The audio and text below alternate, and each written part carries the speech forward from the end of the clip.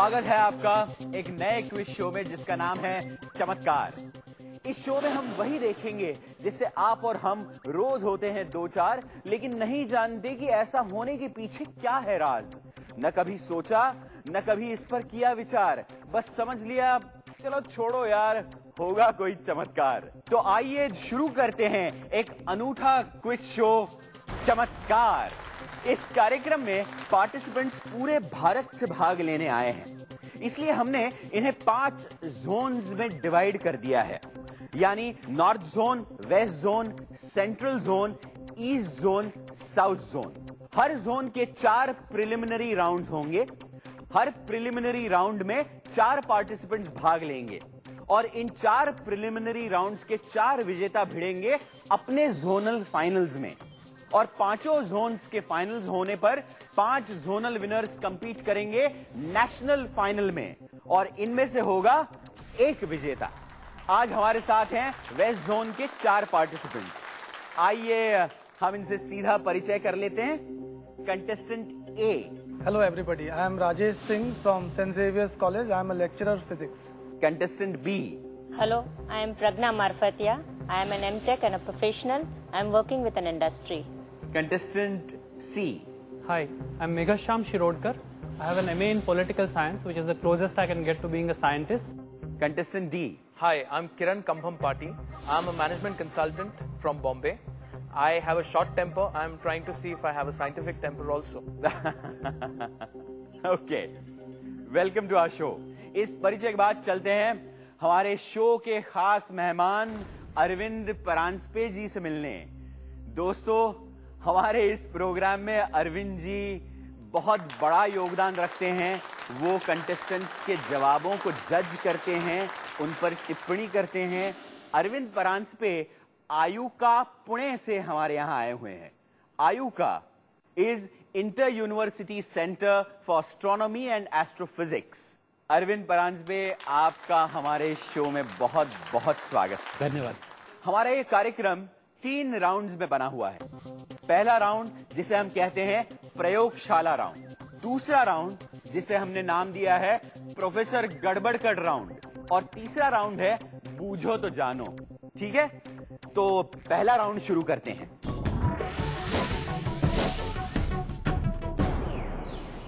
पहला राउंड शुरू करने से पहले मैं आपको नियम बता दूं। मैं यहां आपके सामने 2 बिल्कुल छोटे छोटे प्रयोग करूंगा, और उन प्रयोगों से जुड़े हुए 4 सवाल मैं हर कंटेस्टेंट से पूछूंगा। सवाल का सही जवाब देने पर कंटेस्टेंट को मिलेंगे 10 मार्क्स। अगर वो जवाब न दे पाए तो सवाल अगले कंटेस्टेंट को पूछा जाएगा, और उसके सही जवाब के अगले कंटेस्टेंट को मिलेंगे सिर्फ 5 मार्क्स। ठीक है, हमारा आज का ये पहला एक्सपेरिमेंट, पहला प्रयोग ये है कि इन 2 पोल्स में यहां एक वायर है और इस पर 2 पेंडुलम लटक रहे हैं। इसमें से एक पेंडुलम को मैं इस तरह से धक्का दूंगा। अब बस इसी एक छोटी सी चीज पर मेरा पहला सवाल है कंटेस्टेंट ए से। मैंने धक्का पहले पेंडुलम को दिया था, ये दूसरा पेंडुलम क्यों हिलने लगा? The second pendulum undergoes forced vibrations. Because of? Transfer of energy from the first pendulum to second pendulum. Very good, correct. आपको मिलते हैं 10 मार्क्स। मेरा दूसरा सवाल है, एनी पेंडुलम अगर झूलते हुए पेंडुलम पर घर्षण और हवा का रोक, मतलब फ्रिक्शन और एयर रेजिस्टेंस दोनों को निकाल दिया जाए, तो क्या सिर्फ ग्रेविटी की वजह से पेंडुलम धीरे धीरे झूलकर रुक जाएगा? नहीं, वो नहीं रुकेगा, वो चलते ही जाएगा, बिकॉज जब भी पेंडुलम रुकता है तो it is due to friction. बिल्कुल सही जवाब है, आपको मिलते हैं 10 अंक। कंटेस्टेंट सी, मेरा तीसरा सवाल यह है, लियो फूको पेंडुलम खूब बड़ा और बहुत ऊंचा होता है। ये इतना ऊंचा इसलिए होता है जिससे ये बहुत समय तक झूलता रहे। ये पेंडुलम किस प्रयोग में आता है? As far as I know, this pendulum was used to in experiments to prove that the Earth rotates around its axis. बिल्कुल सही जवाब है, आपको मिलते हैं 10 पॉइंट्स।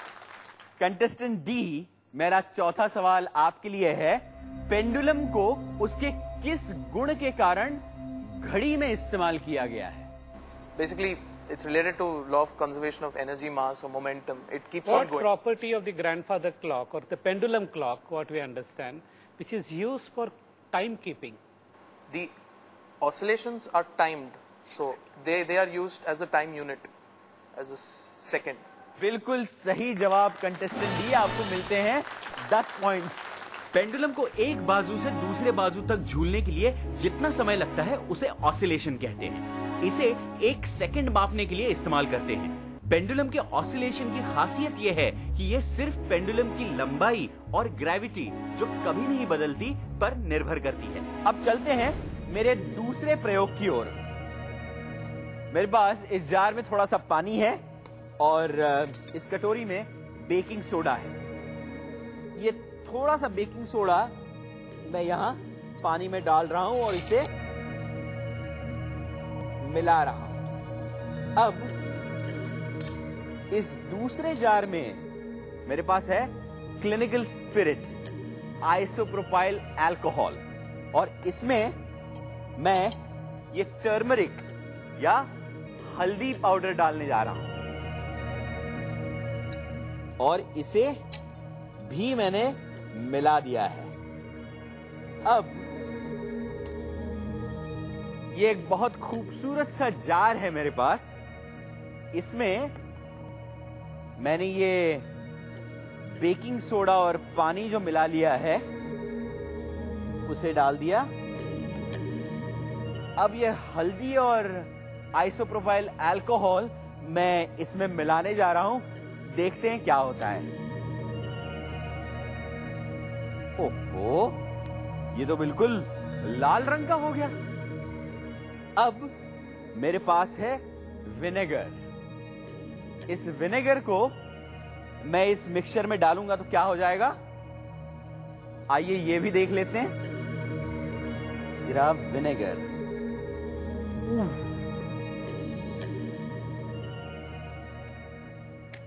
आइए यहां से शुरू होता है सवालों का सिलसिला। पहला सवाल, कंटेस्टेंट ए, ये रंग किस वजह से बदल जाते हैं? ये रंग बदलते हैं because of reaction between acids and bases, and I think in the end the carbon dioxide is released. बिल्कुल ठीक जवाब है, 10 मार्क्स। मेरा दूसरा सवाल, contestant B, madam, baking soda और विनेगर, इसमें एसिड कौन सा है और बेस कौन सा है? बेकिंग सोडा बेस है, विनेगर एसिड है। बिल्कुल सही जवाब है मैडम, 10 मार्क्स। कंटेस्टेंट सी, तीसरा सवाल, पीएच लेवल क्या है और न्यूट्रल घोल का पीएच क्या होता है?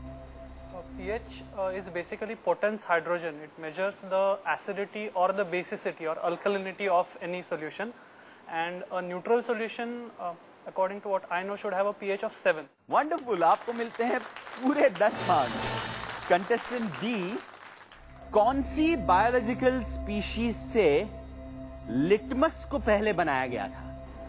Some algae.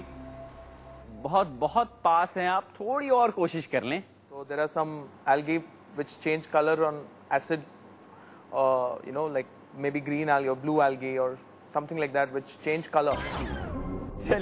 चलिए ये सवाल मैं कंटेस्टेंट ए से पूछता हूं। पास।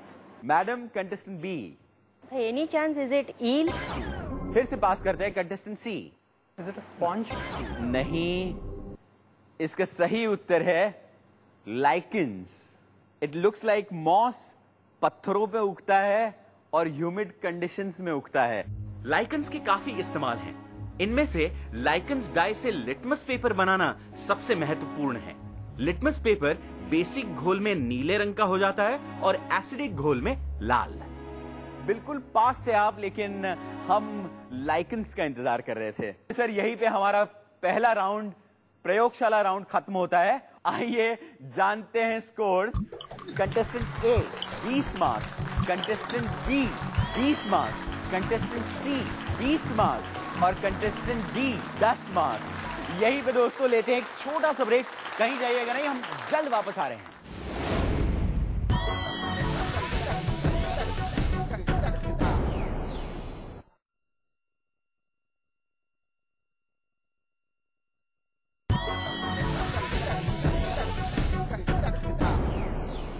ब्रेक के बाद फिर एक बार आपका स्वागत है चमत्कार में। अब शुरू करने वाले हैं हमारा दूसरा राउंड, जो है प्रोफेसर गड़बड़कर राउंड।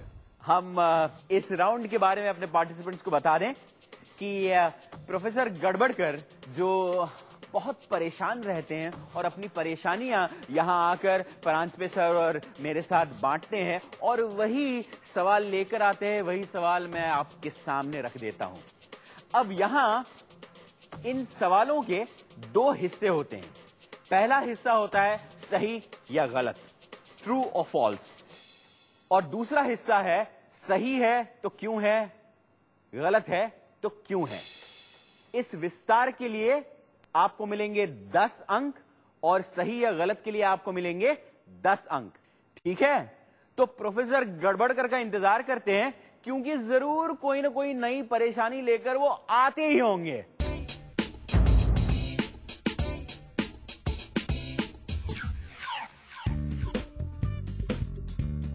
अरे ये आपको क्या हो गया?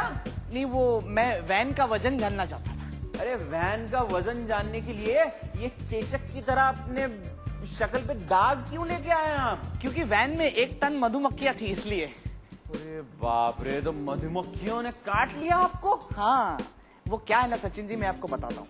मैंने एक वैन में 1 टन मधुमक्खियां डाल दी। 1 टन मधुमक्खियां? जी। और जब वो बैठ गई, सेटल हो गई ना, तब मैंने वैन का वजन किया। हाँ। राइट।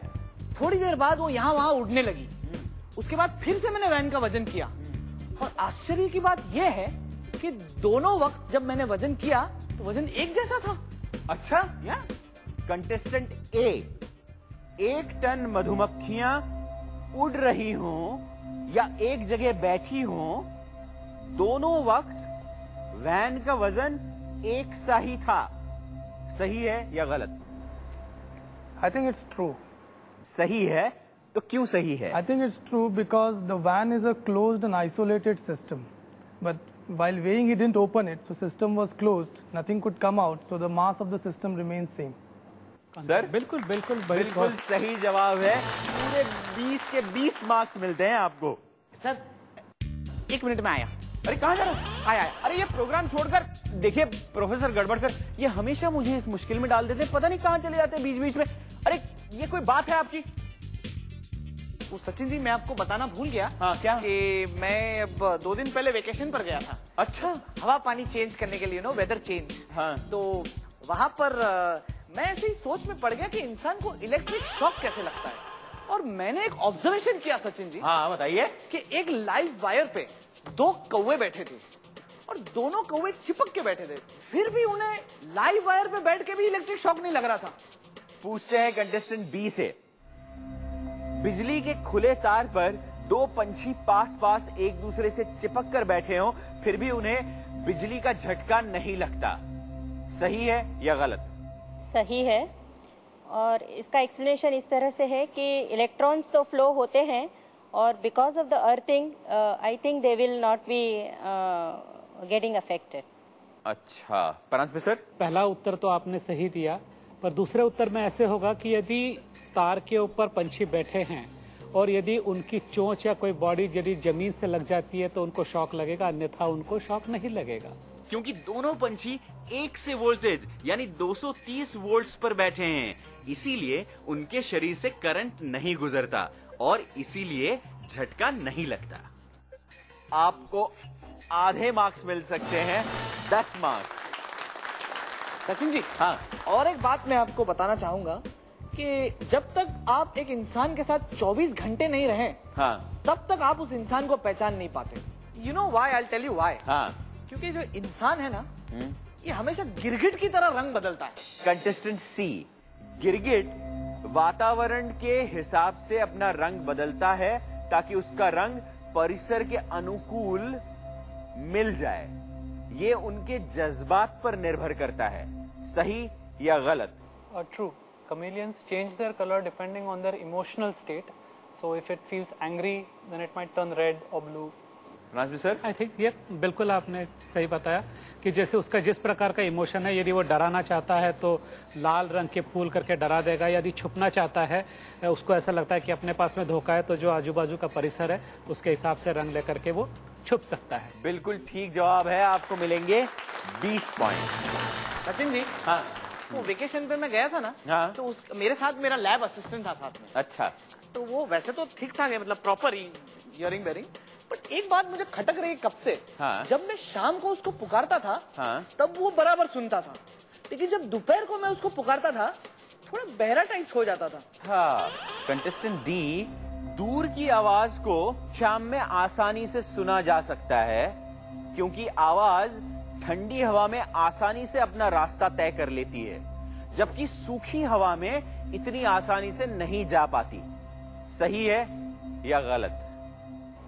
सही है, इसलिए क्योंकि अगर शाम ठंडी हो या थोड़ी गीली हो तो मॉइस्चर या हवा के कारण उसका स्पीड थोड़ा ज्यादा हो सकता है और उसीलिए सुनाई दे सकता है। अब मैं यही बात आपको विस्तार से समझाता हूँ। शाम के वक्त हवा में नमी होती है, यानी हवा में वाटर वेपर होता है। इस वाटर वेपर के कारण पानी के मॉलिक्यूल्स एक दूसरे से ज्यादा टकराते हैं और इसकी वजह से आवाज की गति थोड़ी तेज हो जाती है। आपको मिलते हैं पूरे 20 मार्क्स। यहाँ हमारा दूसरा राउंड खत्म होता है और ये वक्त है स्कोर्स जानने का। Contestant A 40 point, contestant B 30 point, contestant C 40 point, contestant D 30 points. ओहो दोस्तों, यहीं पे हम लेते हैं एक छोटा सा ब्रेक। कहीं जाइएगा नहीं, बड़ा कट टू कट मामला है। मिलते हैं एक छोटे से ब्रेक के बाद।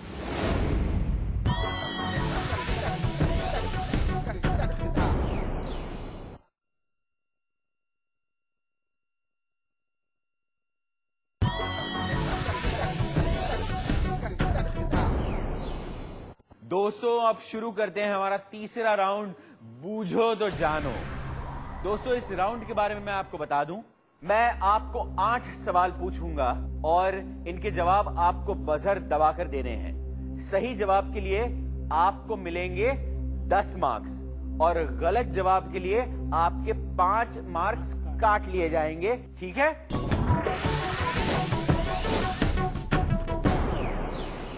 हमारे शरीर का ऐसा कौन सा भाग है जिसमें खून नहीं पहुंचता? Contestant D, nails. बिल्कुल सही जवाब, आपको मिलते हैं 10 पॉइंट्स। अगला सवाल, तस्वीर में दिखाई गई पेंटिंग क्या दर्शाती है? Contestant C, It shows people suffering from the plague. थोड़ा इलाबोरेट कीजिए। थोड़ा। Plague which was known as the Black Death, and it swept across Europe, killing a large part of people in its way because at that time there was no cure. बिल्कुल ठीक जवाब है, ये तस्वीर है bubonic plague की। आपको मिलते हैं 10 मार्क्स। अगला सवाल, पहचानो मैं किसके विषय में बात कर रहा हूं। इसकी रचना के महत्व को हम नकार नहीं सकते। देखने में इसका महत्व कुछ भी नहीं है, पर बहुत कुछ है। ये एक चिन्ह है, ये अकेला कुछ नहीं बन सकता, लेकिन इसके बाद बुद्धिमत्ता का रास्ता खुलता है। बताओ ये क्या है? Invention of zero. बिल्कुल सही है, इस अंक का जन्म भारत में हुआ है। आपको मिलते हैं 10 मार्क्स। मेरा अगला सवाल, ये फ्रिज की स्कीमेटिक तस्वीर है। इसे बनाकर इसका कॉपीराइट किसने लिया है? D, Lord kelvin. गलत जवाब। बड़े अफसोस के साथ आपके 5 अंक कटते हैं। इसका सही जवाब है अल्बर्ट आइंस्टाइन। अगला सवाल, नील आर्मस्ट्रॉन्ग जब चंद्रमा पर गए, वहां से पत्थर के टुकड़े शोध करने के लिए अपने साथ ले आए। ये पत्थर दुनिया की 6 अलग अलग प्रयोगशालाओं में भेजे गए। उसमें से एक भारत के रिसर्च सेंटर में भी भेजा गया। उस रिसर्च सेंटर का नाम बताइए। BRC? गलत जवाब। कंटेस्टेंट ए, बड़े अफसोस के साथ आपके 5 अंक कटते हैं। सही जवाब है Tata institute for fundamental research, Mumbai, TIFR। चलिए अगला सवाल, इस तस्वीर को पहचानिए और इसका महत्व बताइए। Contestant C, It is Dolly and her lamb, the first cloned animal, mammal. Very correct, बिल्कुल सही जवाब है। आपको मिलते हैं 10 मार्क्स। मेरा अगला सवाल है, उस जगह का नाम बताइए जहां से आकाशवाणी के गीतमाला कार्यक्रम में सबसे ज्यादा फरमाइशी पत्र आते हैं, और इस जगह में कौन सा खनिज सबसे ज्यादा पाया जाता है। इसी खनिज से पद्मनाभपुरम के अद्भुत महल की रंगीन खिड़कियां बनाई गई है। यह कौन सा खनिज है और कहां से सबसे ज्यादा पाया जाता है? कोई नहीं?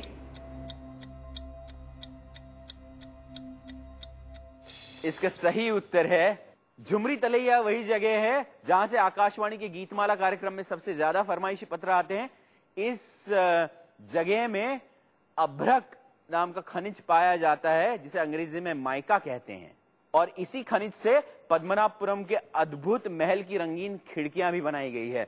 अब मेरा अगला सवाल, यह विजुअल है। 2 शब्दों में इन दोनों तस्वीरों का आपसी संबंध बताइए। Contestant C. It's Norman Borlaug and M.S. Swaminathan. One is the father of the Green Revolution in India, basically Green Revolution. बिल्कुल सही उत्तर है कंटेस्टेंट सी। आपको मिलते हैं 10 मार्क्स। वंडरफुल। और हरित क्रांति के बाद देखते हैं कि आज इस क्रांति में किस पार्टिसिपेंट ने कितने अंकों पर विजय प्राप्त की है और कौन बना है आज प्रमुख विजेता। Contestant A 35 points, contestant B 30 points, contestant C 70 points और contestant D 45 point. Meghshyam Shirodkar contestant C आज हमारे विनर है 70 पॉइंट्स के साथ। कॉन्ग्रेचुलेशंस। आपकी और हमारी फिर से मुलाकात होगी जोनल फाइनल में। दोस्तों, आज का साथ बस यहीं तक। अगले हफ्ते आपसे फिर मुलाकात होगी प्रतियोगियों के साथ। तब तक के लिए चमत्कार की टीम को दीजिए इजाजत। नमस्कार।